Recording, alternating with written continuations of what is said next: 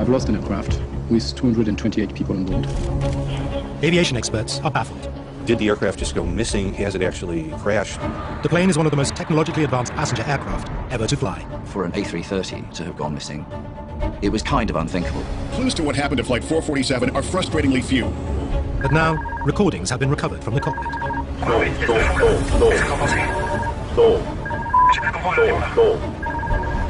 These incredible tapes don't only reveal what caused the crash. They pose a disturbing question. Just how safe is flying? 31st of May 2009, Rio de Janeiro. Galeon International Airport, 7 p.m. local time. The Air France flight, an Airbus 330, takes off for the 11-hour journey to Paris. Air France is a great airline. The A330 is the latest generation of airplanes. The aircraft is so technologically advanced, aviation experts claim it pretty much flies itself. The pilots will be flying the aircraft manually during the takeoff. As soon as the aircraft's off the ground, the pilots will put the autopilot in. Then it doesn't come out until the last 500 feet of the descent. They trip the autopilot out, and then by the time the aircraft's come to a halt off the runway, you've had about 2 minutes flying. So it's about 4 minutes of flight. There are 228 people on board from 32 different countries, including 5 from the UK, but the majority are French. Caroline Soulas and her husband, Air France flight attendant Sébastien, have just enjoyed a 3-day break in Rio. Caroline got the opportunity to travel much because with her husband she went everywhere in the world, especially for Brazil. She went 3 times in Brazil. She fell in love with this country. Just before boarding Flight 447, Caroline contacts her mother, Corinne, at home in Paris. Before leaving Rio, it was about 7 o'clock, she sent me a text saying, it's a pity to leave Rio because it's so sunny. What's the time in Paris? It was the last text I had. 1:35 a.m. Flight 447 makes final radio contact with Brazilian air traffic control. The plane leaves Brazilian airspace and now flies into a radar dark spot in the middle of the Atlantic. The aircraft will be out of radar contact until it comes within range of Senegalese air traffic control. It was right in the middle of a big gap, in the middle of the ocean. And it was at a point where it was handing off between Brazil and Senegal. Most people don't realize that communications over the oceans are actually pretty spotty. And in this case, they were extremely spotty. 3:45 a.m. 2.5 hours after leaving Brazilian air control, Flight 447 still hasn't appeared on the radar screens in Dakar. They were slow to recognize, first of all, that the aircraft had gone missing. Senegal didn't sound the alarm very quickly. A search and rescue operation is scrambled to the last known position of the missing aircraft. In Paris, families and friends gather to meet the flight at Charles de Gaulle Airport. Waiting for the aircraft flight 447. Corinne Soulas is at home, expecting her daughter to phone. But it is Caroline's father-in-law who rings. I received a call asking me which was the number of the flight because he has heard on the TV or on the radio that the plane has disappeared. And I didn't know that. So I began to be afraid. And when I saw every text on the TV or hearing the radio, I became mad. I became mad. Caroline's father, Robert, was working abroad when he heard the news. After I was alone on the earth, it was a great moment of loneliness. I couldn't imagine the loss of Caroline. It was not possible. Within hours of the disappearance, Air France makes an announcement. This is a catastrophe, undoubtedly, and we have lost an aircraft with 228 people on board. Flight 447 has seemingly vanished. No mayday, no trace on radar, no witnesses, and no sign of wreckage. Clues to what happened to Flight 447 are frustratingly few. There was so little information available initially. Did the aircraft just go missing? Has it actually crashed? Where was the wreckage? The crew showed no sign of alarm because if they were seriously alarmed by something, they'd have made an emergency call to air traffic control, but they didn't. And the fact that there was no distress signal, what does that say to you? It could be, dare I say, a bomb or something like that. First thing people think about now, post-2001, is terrorist attack. When French intelligence officers check the passenger list, they spot names they suspect are linked to radical Islamic organizations. Only the wreckage could confirm or disprove the bomb theory, but they cannot pinpoint where the plane went down. The difficulties for Air France 447 were huge. Firstly, the aircraft crashed in an area where there was no radar coverage, so it was not possible to locate where it had hit the sea. So the search area was enormous. They were looking over an area of 17,000 square kilometers. On June the 6th, 5 days after Flight 447 disappeared, fragments of wreckage, along with 50 bodies, are discovered approximately 600 miles off the coast of Brazil. The find rules out a bomb.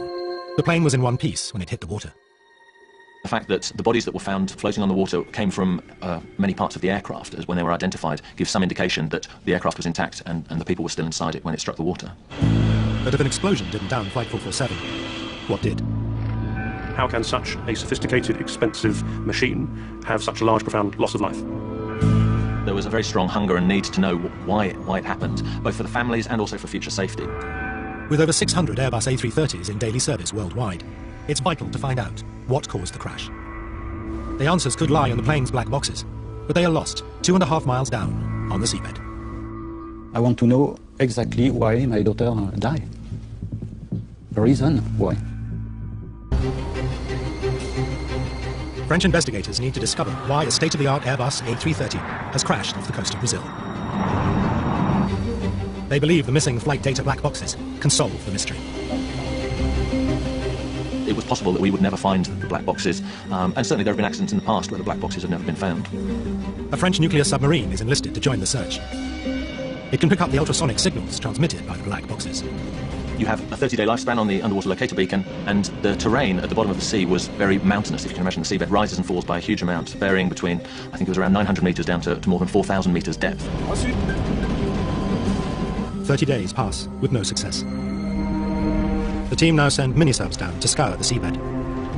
The black boxes were the crucial piece, which is, of course, why incredible amounts of time and treasure were spent by the French government and others. Many assisted trying to find these things, and it was an extraordinary search effort.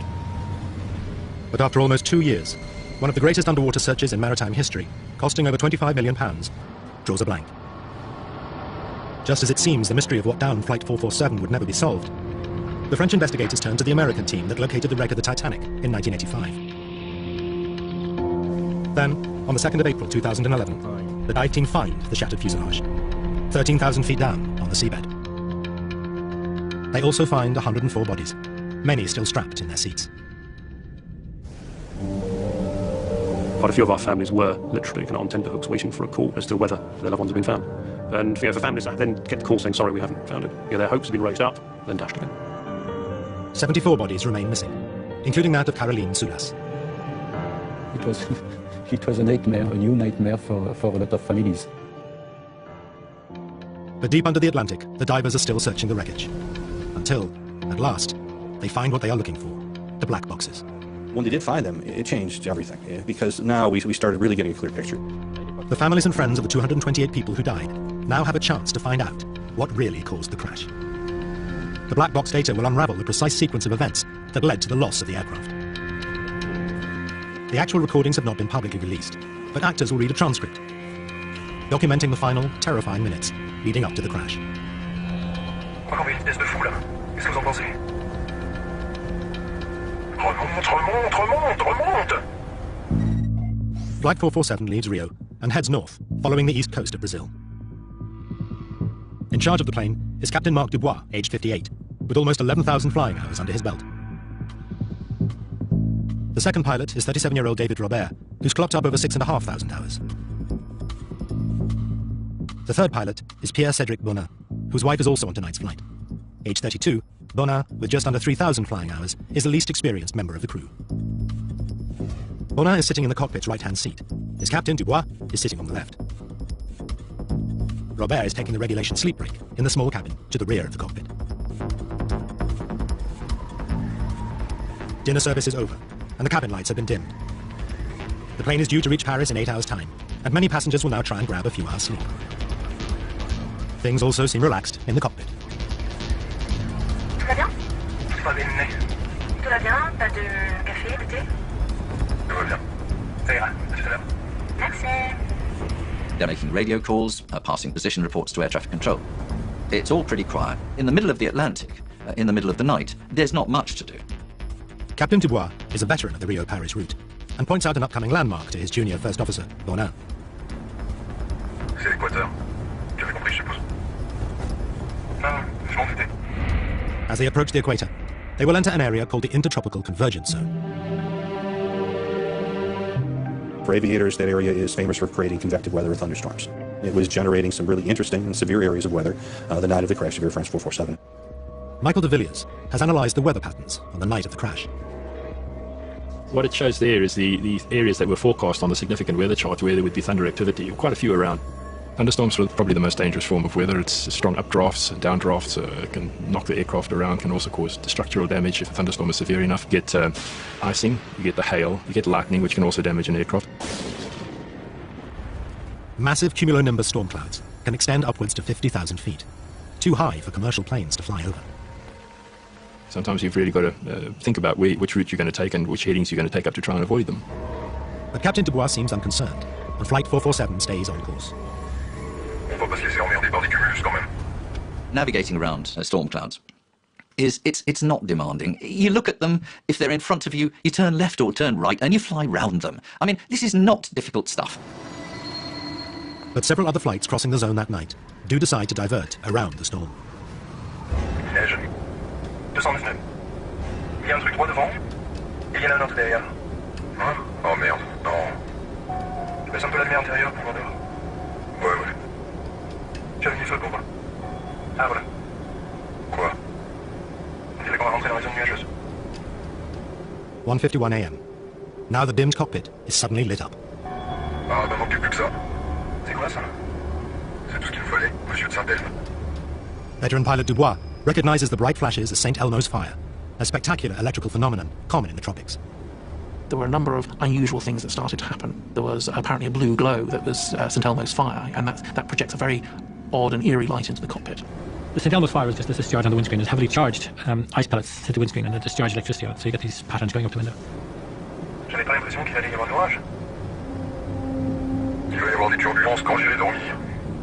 David Robert, who was having a break in the small cabin at the rear of the cockpit, will shortly swap places with Captain Dubois. Bon, bah y a plus qu'à le réveiller, hein, c'est ça? Before Robert arrives, Captain Dubois wants to establish who's going to fly the plane while he's on his break. Ouais, c'est qui te pose? Et toi? Bon, il va prendre ma place. This means Bonin, with the least amount of flying hours on his record, will pilot the plane until the captain returns. If the captain is going on the break, you would have thought that the priority would have been to have the most experienced person in charge of the aircraft and sitting in the appropriate seat. T'as dormi? Moyen. T'as pas dormi? Il a dit moyen. Bon, allez, je me casse. Bon, ça va. Bon, les petites turbulences qu'on vient d'avoir. T'en arrives à l'appeler? I did find it interesting that for what I thought we were certainly the most busiest part of the flight in terms of weather avoidance, the captain decided to take rest for that. I would have thought that would be the bit the captain would want to stay from. The decision he made, in his mind, he was quite happy with it. In hindsight, us looking at it, maybe it wasn't the best decision. Minutes after Captain Dubois leaves the flight deck, the weather deteriorates. On va les appeler à l'arrière pour leur dire. Oui? Oui, Madeleine, c'est Pierre devant. Dis-moi, dans 2 minutes, on devrait passer une zone où ça devrait bouger un peu plus. Il faudra vous méfier. D'accord. On s'assoit alors? Ouais, je pense que ça serait pas mal. Je te rappelle déconner sur plus tard. Vache, heureusement que c'était la 330, hein? C'est clair. Moins 42 degrés. Robert suggests changing course to avoid the storm clouds. Tu veux pas tirer un peu plus sur la gauche, là? Excuse-moi. J'ai dit tu veux pas un peu plus tirer sur la gauche? As Bonin steers the plane 12 degrees to the left, a sharp, chlorine-like smell spreads through the cockpit. T'as touché à la clim? J'ai rien touché du tout. Si c'est pas la clim, c'est quoi cette odeur? C'est l'ozone. Robert, who's flown many trips across the tropics, instantly recognizes the strange smell, but it seems to startle his younger colleague. C'est quoi ça? C'est un rapport avec l'électricité? Non, l'ozone, c'est l'air chargé d'électricité. Non. Ah oui, d'accord. There were unusual smells in the cockpit. There were electrical disturbances and electrical phenomena around St. Elmo's fire and so on. So there are many things that can contribute to degraded pilot performance. 2:10 a.m. A loud sound is heard in the cockpit. Expert analysing the black box tape believe it's the sound of ice crystals hitting the aircraft. Then, an alarm is triggered. The alarm warns the crew that the autopilot is shut down and handed control back to them. D'accord. Bonin is sitting in the right-hand seat and takes manual control of the plane. His more experienced colleague Robert is now effectively co-pilot. What the crew don't realise is that the plummeting temperature has caused ice to block 3 vital sensors, called pitos. The pitot system, which basically detects the speed of the air against the aircraft ended up becoming blocked. Therefore, that effectively dropped to zero and they lost all speed indication. The aeroplane, while it's in autopilot, suddenly said, we know we're getting rubbish information here. We cannot deal with rubbish information, therefore we're going to trip the autopilot out and hand it back to the pilots. This is where they start earning their money. But it's not an emergency. It just means that there is no forward speed information. In theory, when the ice melts, the pitot sensors will work again. The drill is do nothing. Literally, just fly the aircraft, continue to fly at straight and level, leave the power where it is, because it's been working pretty well for you up until this point. If the crews touch nothing, the aircraft will remain fairly stable while they sort themselves out and get the aircraft into a safe flight configuration. In the case of Air France 447, there was almost an immediate reaction by the pilot flying, and that actually made the situation worse. We will absolutely never know why the pilot responded in the way that he did. Air France Flight 447 has flown into a storm, and its speed sensors have cut out. The plane's autopilot is shut down, handing control of the aircraft back to the flight crew. The captain is on a sleep break. First Officer Bonin is now flying the plane manually. His fellow officer, David Robert, with many more flight hours' experience, is handling radio comms. Bonin controls the plane with a side stick. He had the side stick in his right hand, and he just yanked it backwards. In layman's terms, what the pilot flying did was pull back on the control stick, which caused a change in the pitch attitude to go nose up, causing the aircraft to climb. The black box data confirms why Bonin wanted the plane to climb. The aircraft instruments showed a loss of altitude of 400 feet or so. But when the speed sensors froze up, the instrument displays gave the pilots false readings of their speed and altitude.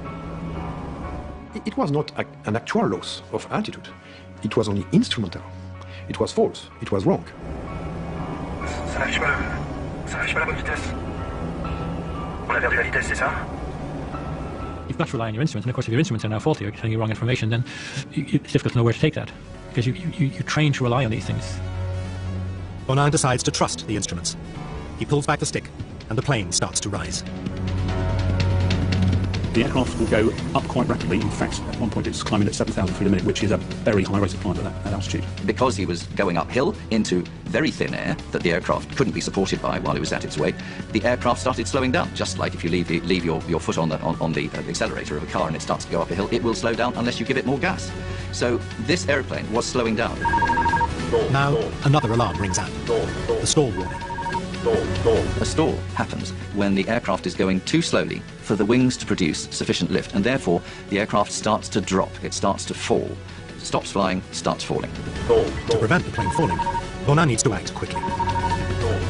When the stall warning occurred, the pilots are expected to take an immediate action of changing the attitude, push forward on the side stick, reduce the angle of attack, and therefore recover from the stall. The way to recover that is to get your speed back, and the way to get your speed back is to put the nose down and go downhill. But Bonin doesn't put the nose down. He keeps the stick back, and the aircraft gains even more altitude, whilst continuing to lose speed.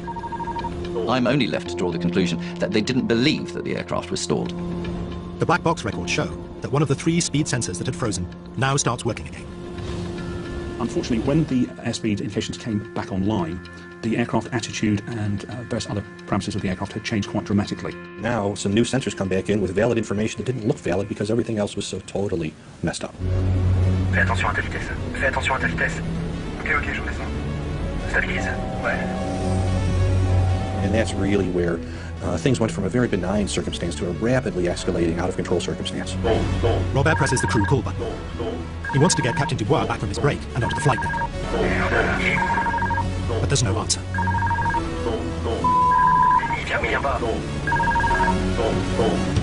Air France 447 is now 7 miles above the sea and still climbing. Once you're going up very, very fast, the speed is decaying very, very rapidly. If you kept pulling back, then you'd increase the rate of climb to a point, and the speed would decay until you got towards the point where the aircraft stalled. And then everything changes very dramatically. Now, at nearly 38,000 feet, Flight 447 starts to drop. On a pourtant les moteurs, qu'est-ce qui se passe, bordel? Tu comprends ce qui se passe ou pas? J'ai plus contrôle de l'avion. J'ai plus du tout contrôle de l'avion. C'est quoi là? Je crois qu'on va trop vite. Just under a minute after he was first called, Captain Dubois returns to the cockpit, taking the jump seat behind the younger officers. Bon, qu'est-ce qui se passe là? Qu'est-ce que vous foutez? Mais qu'est-ce qui se passe? Qu'est-ce qui se passe? Je sais pas ce qui se passe. Comme le contrôle de l'avion. On a totalement perdu le contrôle de l'avion. On comprend rien, on a tout tenté. When the captain emerged onto the flight deck, that was a point at which a fresh set of eyes could have made sense of what was actually going on, and there was still time to recover the aircraft. There wasn't any conversation about here's what happened and here how we got into it. I think it would be very difficult for somebody just walking straight onto a flight deck to suddenly instantly determine, oh, you are in a deep stall descending at 10,000 feet a minute with a high nose attitude, you need to do this. Alors tiens, prends ça. Prends ça. Le problème, c'est que j'ai pris l'avion. D'accord. The variometer, the instrument that measures the vertical speed of the aircraft, has stopped working. J'ai plus rien qui s'affiche. On n'a pas une seule indication valide. They were faced with unreliable indications of things, and they were trying to make sense of what was reliable and what the aeroplane was actually doing. So they were struggling to know what you could believe and what you couldn't believe. Because Bonnat is still pulling the stick back, the nose is up and the plane is stalling. On envoie une vitesse de fou là. Qu'est-ce que vous en pensez? He thinks the plane is going too fast and moves to put on the air brakes. At that point, that's absolutely the wrong thing to do. The problem already was going too slow and not having enough lift. The speed brakes would have made that worse. David Robert rapidly overrules the man flying the plane. Non, non, surtout sors pas les freins. Non. Ok. Les sors pas. The aircraft now falls to below 30,000 feet, but they still have time to recover the situation. If they had stuck the aircraft's nose down and applied a decent amount of power, they could have recovered completely from the stall and, with an undamaged airplane, resumed the flight. Robert now takes over control of the plane without issuing the customary verbal acknowledgement. But he doesn't realize that Bonnat is still pushing back on his stick, and the crew concentrate on getting the wings straight, rather than powering the plane downwards out of the stall. Descente à l'horizontale. Les ailes à plat. Allez, montrez-le. Sur l'horizon. They didn't understand what was happening to the airplane. They didn't have the picture they had in their head of what was going on was so confused that the actions they took, which they hoped would recover the airplane, were absolutely the wrong actions. Monsieur, qu'est-ce que t'en penses? Qu'est-ce que t'en penses? Qu'est-ce qu'il faut faire? Je sais pas. They were suddenly faced with something they'd never experienced before, and therefore there was a moment of complete shock. And notice the startle effect. A lot of things were happening all at the same time, and they didn't quite know exactly what was happening. Alors on descend. Tu montes? Merde, c'est pas possible. We'll never know what was going on actually in the heads of those pilots. All we know is that they were confused. Exactly what picture they had of what was going on, we'll never know. The stall alarm, having rung 58 times, now cuts out. The computer just stopped telling the pilots that the aircraft was stalled because it had gone into realms that the computer just didn't recognize. The computers have switched off. They've said, sorry, there's no information here that I can work with, so I'm out. The ocean is now just 20,000 feet below the rapidly descending plane. The aircraft went down that way with an average rate of descent of 10,000 to 15,000 feet a minute. That is quite a lot.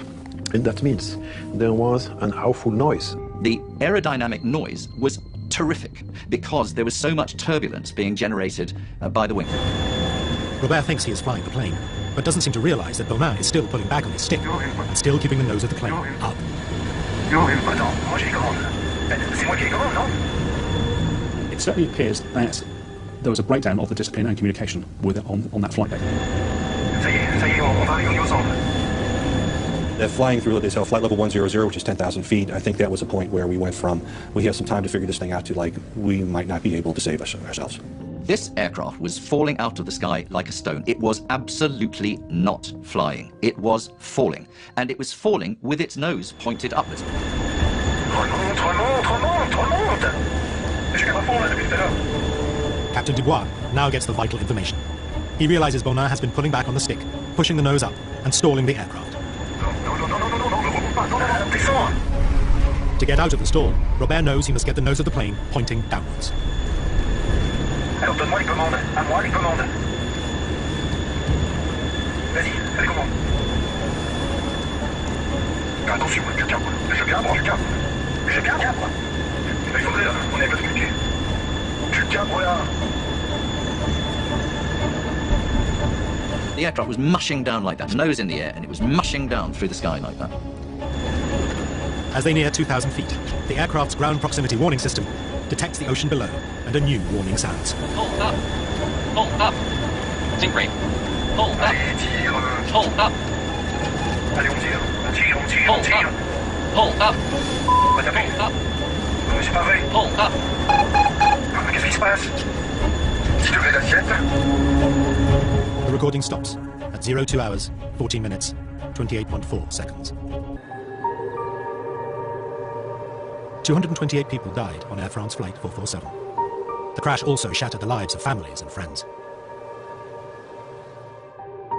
Sebastian Bedovati and Caroline Soulas met in 2003 on an Air France flight to San Francisco. 6 years later, they died on Air France 447. I love this picture because we can see their rings, and I've got the same ring. They were in love with each other. Her parents, Robert and Corinne, often visit the memorial dedicated to the passengers and crew located in Père Lachaise Cemetery. Their daughter has no grave. Her body was never found. And the problem is also that they were a couple. Sebastian's body has been retrieved and Caroline no. So it means that they are separated now forever. I hope she didn't feel anything before the impact, before the crash, I hope. I'm not sure of this.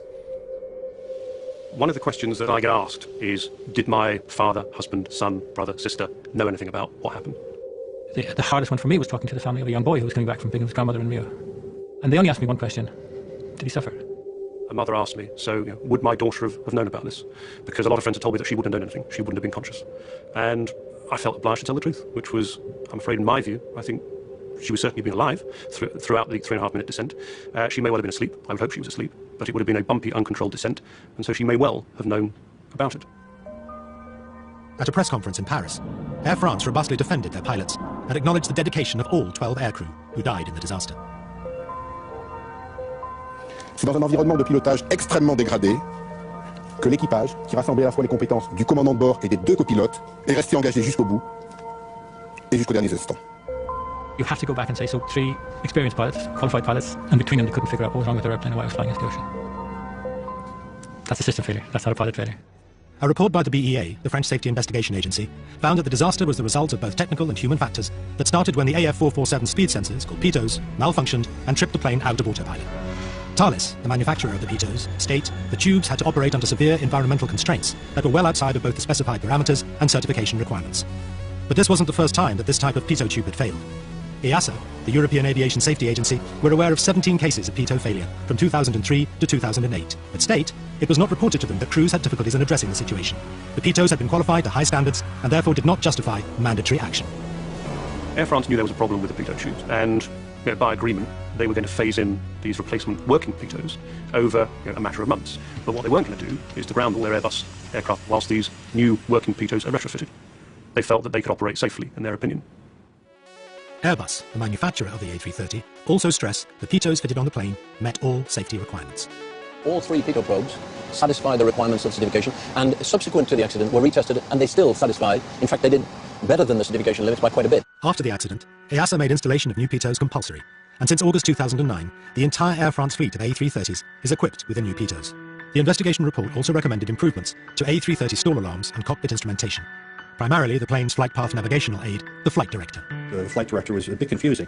And keep in mind, we've established already that the computers were confused, that they were still tending to follow the flight director commands. Airbus say the pilots ignored operational procedure and should have turned off the flight director as soon as they lost their speed readings. But they will vigorously examine all recommendations made by the BEA. But does advanced technology always make flying safer? The aeroplanes themselves, they may be simple to fly, they may have automation to help you do it, they may have computers to help you calculate things with incredible accuracy, but they are immensely complex. So if anything goes wrong, it's rather like something going wrong with your computer. An airplane's just a big bunch of computers nowadays. So can we trust that pilots still have the skills to fly? The crew of AF447 were fully trained and qualified. But the French investigation recommended additional training for pilots. To some extent, this accident was predictable. We've known for a long time that there are areas where pilots need better training, and it's not just on Airbus type of aircraft, it's on all the modern jet fleet of aircraft. Pilots who are primarily used to using all the automatics can have their manual flying skills degraded, and this is a concern within the industry that is happening. And therefore, if you have an unusual situation that perhaps they haven't trained for, then it does rely on a discipline and appropriate training for those pilots to be able to say, I can still fly this aeroplane. Air France state that over the past 3 years, simulator sessions have been introduced to address unsure speed at altitude, as well as new emergency maneuvers in case of a stall situation. EASA say they are reviewing all safety recommendations made by the report, and if necessary, will then take measures to improve aircraft equipment and decide on additional training requirements. This aircraft crashed because they didn't know what was going on. They should have known what was going on. Do I blame them? No, I blame the system, the training. The training. It's not Air France either, because Air France trains its pilots like other airlines train their pilots. It's the fact that